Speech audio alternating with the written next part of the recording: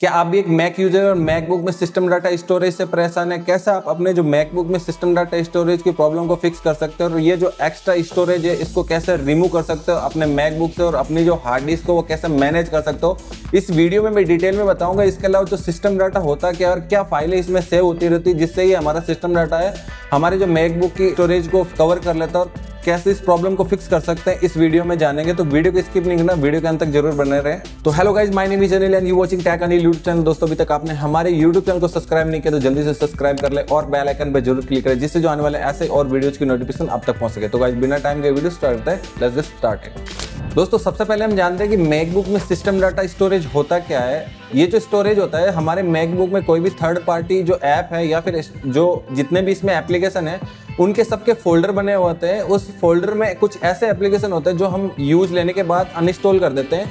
जब हम उन इस ऐप को अनइंस्टॉल करते हैं तो उनके जो फोल्डर वगैरह है वो यहाँ पे बने रहते हैं और जो हम एप्लीकेशन यूज करते हैं उनकी भी यहाँ पे जो एप्लीकेशन जो रन होता है उनके जो कुछ डाटा है वो इस सिस्टम डाटा में सेव होता रहता है जिससे हमारे सिस्टम डाटा स्टोरेज है वो फुल हो जाता है। कैसे इसको मैनेज करते हैं जानते हैं। तो दोस्तों, सबसे पहले मैं अपना जो मैकबुक का स्टोरेज चेक करा देता हूँ। यहाँ पे मैं सेटिंग के अंदर जाऊँगा। सेटिंग में यहाँ पे जनरल और स्टोरेज में यहाँ पे जो मेरा स्टोरेज है चेकआउट कर सकते हो। ये 512 GB है और यहाँ पे जो मेरा सिस्टम डाटा है वो 54.36 GB यहाँ पे जो मेरा सिस्टम डाटा स्टोरेज है वो हो रहता है। और अगर आपका यहाँ पे ज़्यादा भी हो सकता है, 100 GB या फिर 150 GB हो गया, तो कैसे आप इसको कम कर सकते हो, कैसे मैनेज करते हो जानेंगे। और सिस्टम डाटा जो हमारी फाइलें वगैरह जो रन करते हैं उनका भी बैकअप वगैरह इस सिस्टम डाटा में सेव होता है। यहाँ पे आप डेस्कटॉप स्क्रीन पर जाएँ और यहाँ जो ये गो लिखा हुआ है इस पर आप ऑप्शन की बटन को दबा के रखना है। जैसे आप ऑप्शन की को दबाओगे तो यहाँ पे एक लाइब्रेरी ऑप्शन यहाँ पे दिखेगा। ऑप्शन की बटन को प्रेस करके रखना है और इस लाइब्रेरी जो फोल्डर को ओपन कर लें। तो यहाँ पे मैं लाइब्रेरी फोल्डर को ओपन करूँगा और इसमें देखूंगा एक बार ये जो लाइब्रेरी फोल्डर है यही हमारा सिस्टम डाटा जो फोल्डर सेव होता रहता है। तो ये कैसे होता है यहाँ पे हम जानेंगे। फिलहाल यहाँ पे मैं एक बार जो लाइब्रेरी है इस फोल्डर का गेट इन्फो आपको दिखा देता हूँ। यहाँ पे आप चेकआउट कर सकते 27.78 GB जो हमारा लाइब्रेरी के अंदर जो डाटा सेव है। और यहाँ पे कैसे इस तो फर्स्ट यही करना है आपको, ये जो क्लीन करना है केस को, क्योंकि यहाँ पे जो हमारे बैकग्राउंड में रन की गई एप्लीकेशन के डाटा यहाँ पे सेव होते रहते हैं। तो फिलहाल मैं इसको कंट्रोल A करके यहाँ पे मैं इन सभी को मूव टू बिन में डिलीट कर दूंगा। केस को क्लीन करने के बाद यहाँ पे हम बैक आएंगे और यहाँ पे कंटेनर ऑप्शन मिलेगा। यहाँ पे ये कंटेनर ऑप्शन को यहाँ पे पहले मैं इसकी आपको दिखा देता हूँ। इस फाइल का गेट इन्फो यहाँ पे 8.36 GB यहाँ पे डाटा है वो इसमें दिखा रहा है। और क्या है इसको एक बार ओपन करेंगे। ओपन करने के बाद यहाँ पे आपको काफ़ी सारे जो ऐप है वो दिखाएंगे जो आप अपने मैकबुक में इंस्टॉल किए होंगे। कुछ ऐसे ऐप होंगे जो आप यूज़ नहीं कर रहे हैं फिर भी यहाँ पे आपको वो शो कर रहे होंगे। तो काफ़ी ऐसे ऐप हो सकते हैं, जैसे यहाँ पे मैं चेक करूँगा ये VN ऐप है और यहाँ पे 5.4 GB जो दिखा रहा है। और इस VN एडिटिंग ऐप को काफ़ी टाइम पहले मैंने डिलीट कर दिया।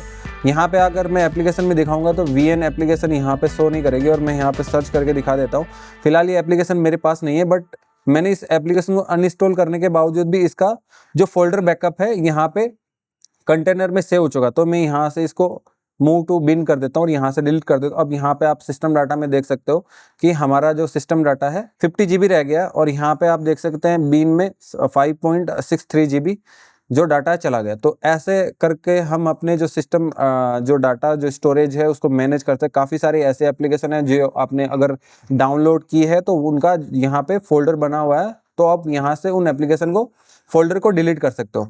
इसके अलावा एक और चीज़ बताऊंगा। यहाँ पे नीचे आएंगे आप तो यहाँ पे लिखा हुआ ग्रुप कंटेनर। अगर मैं इस फोल्डर का गेट इन्फो दिखूंगा तो यहाँ पे 6.84 GB है।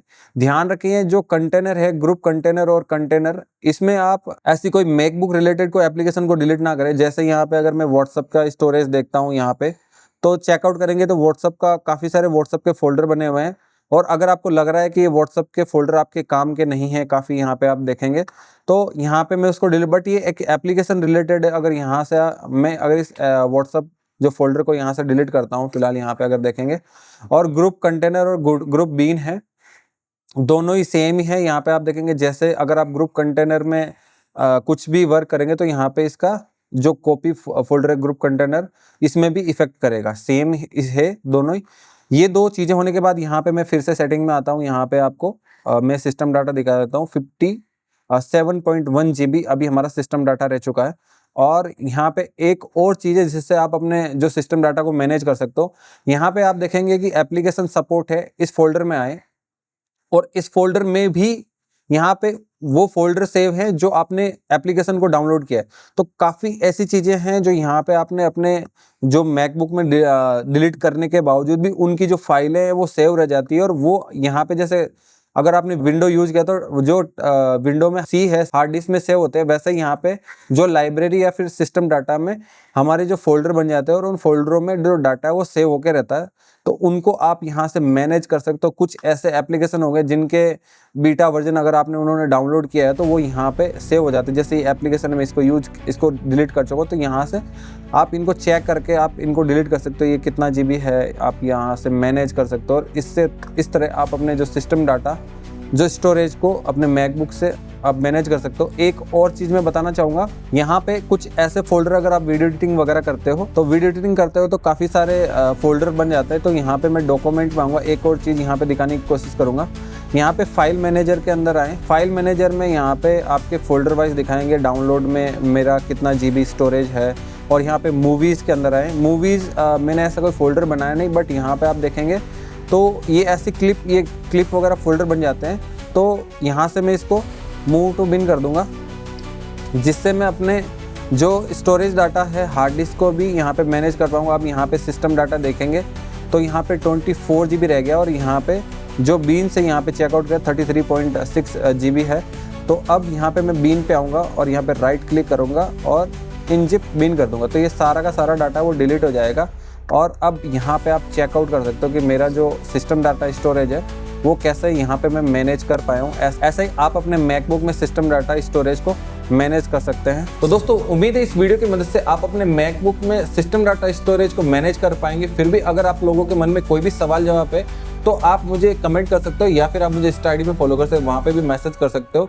तो दोस्तों अगर ये आपको ये वीडियो पसंद है तो प्लीज चैनल को जरूर सब्सक्राइब करें। Thank you so much watching this video. जय हिंद, जय Bharat, best of luck all of you.